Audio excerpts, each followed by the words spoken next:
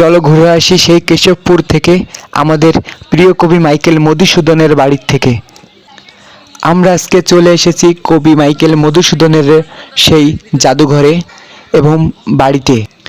চলুন দেখা যাক কবির জাদুঘরে কি কি আছে, কবির কত উপন্যাসের কত কবিতা এখানে আছে।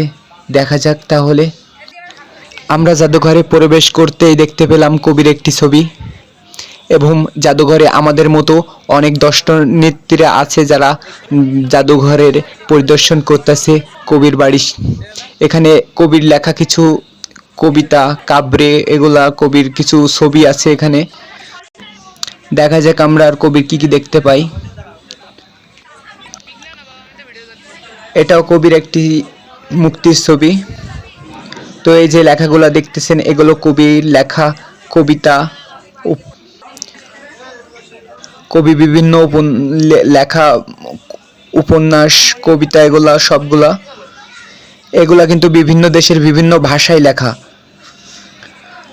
দেখতে দেখতে কবির একটি রুম দেখা শেষ জাদুঘরের। তো আমরা এবার আরেকটি রুমে প্রবেশ করব একটু পরেই।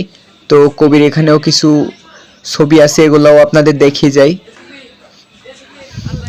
তো চলুন, এখানে এই রুমে প্রচুর ভিড়। কবির এই যে এখন বর্তমানে এখানে মেলা চলতেছিল, সেই সময়কালীন ভিডিও।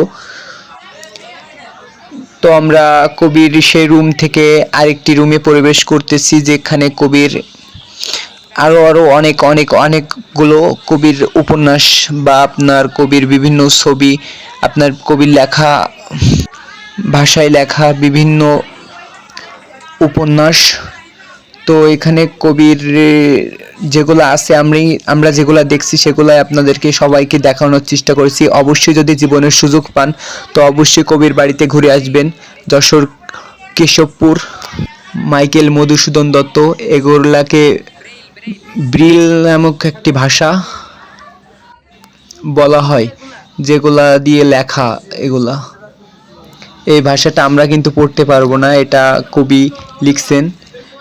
এটা ব্রিল নামের একটি ভাষা। তো অবশেষে আমরা কবির জাদুঘরটি দেখা সমাপ্ত হলো। তো সবাই ভালো থাকবেন, সুস্থ থাকবেন, নিজেদের শরীরের যত্ন নেবেন, আর পারলে এখান থেকে গিয়ে ঘুরে আসবেন, অনেক কিছু শিখতে পারবেন।